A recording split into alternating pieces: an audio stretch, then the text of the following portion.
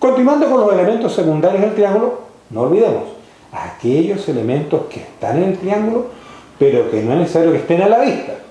¿De acuerdo?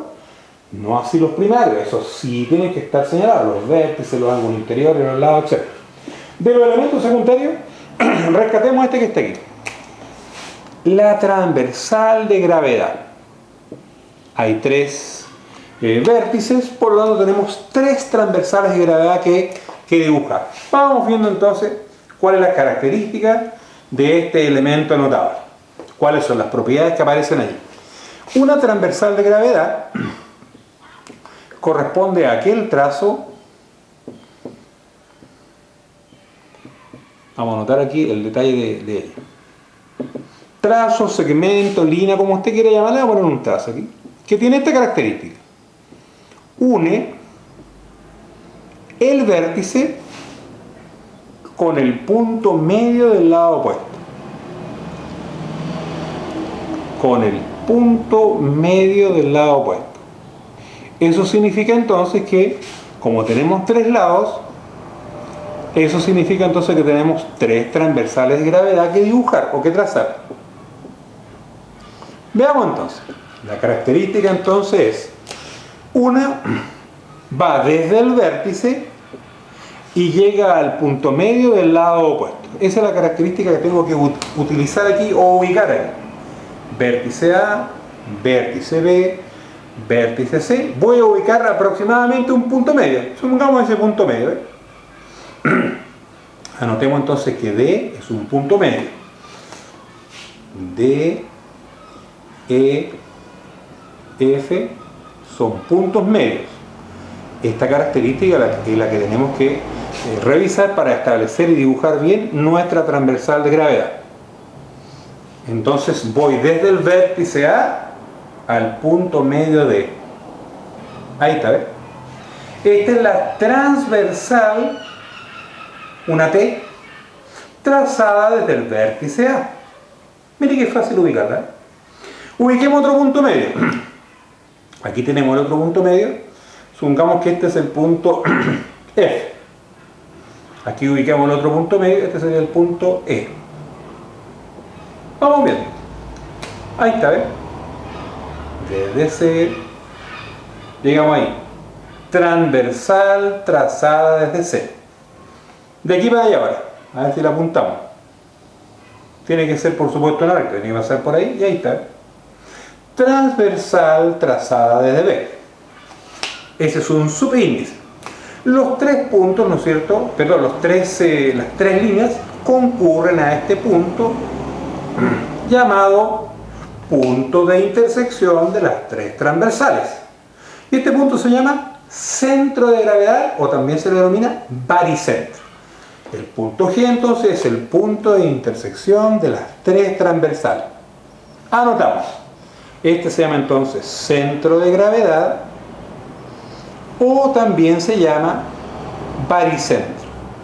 En algunos textos la palabra baricentro tiene otra connotación, pero aquí vamos a anotarlo, vamos a ponerle ese nombre. Baricentro, centro de gravedad. Ahora bien, este punto que está aquí genera una serie de propiedades en los trazos respectivos o los trazos correspondientes a cada transversal. Les detallo cuál es esa propiedad. La transversal, fíjense ustedes, voy a tomar como referencia la transversal T sub C, la que tracede del vértice C. Esta transversal queda ahí en dos partes. Dos partes. Aquí hay una, ¿ves? Esa es una y esa es la otra. Una parte que nace desde el vértice y llega al centro de gravedad, y la otra que nace del centro de gravedad y llega al lado opuesto. Si usted se fija más o menos como a ojo de ahí, no sé si alcanza a ver, este trazo es más chiquitito. El que nace del vértice es más grande, es mayor. Mire este de aquí. El que nace del vértice es un poquito más largo que el que llega al lado opuesto. El que nace del vértice es un poco más largo que el de acá. ¿Cuánto más largo? Exactamente el doble. Entonces, el trazo que nace desde el vértice hasta el centro de gravedad es el doble del trazo que nace del centro de gravedad al lado opuesto. Voy a escribir esa idea general aquí, ¿ves? La transversal queda dividida entonces en dos partes. O queda dividida en la razón 1 es a 3. Perdón, 1 es a 2. una parte para el trazo más chiquitito y las otras dos partes el trazo que está acá. O mejor dicho, la transversal que hay en tres partes. Una parte para el trazo más chiquitito y las otras dos para el trazo que está acá. Anotemos la propiedad entonces.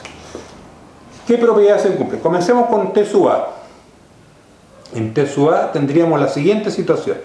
El trazo AG, fíjese bien, mide el doble que el trazo que llega al lado opuesto, GD. ¿Estamos de acuerdo ahí? En la transversal trazada desde el vértice B, que es este de aquí, el trazo que nace desde el vértice, vale decir, BG, mide el doble que el otro trazo, que el que llega al lado opuesto, G, el doble de GE. Y si nos referimos a la transversal trazada a EC, que es esta de aquí, el trazo que nace del vértice, que sería CG, ahí está, debe medir el doble del trazo que llega al lado opuesto, GF. Ahí está. Estas propiedades son las que hay que recordar siempre a la hora de establecer, ¿no es cierto?, los distintos tipos de ejercicios en la PSU. Esta propiedad, bueno, la podemos escribir de varias maneras, ¿no es cierto? Podemos decir, por ejemplo, que la transversal es 2/3, los 2/3 de este trazo, la transversal, de nuevo, queda dividido en tres partes, dos partes para él y una parte para eso. O sea que el trazo más chiquitito es 1/3 de la transversal y este aquí es 2/3 de la transversal.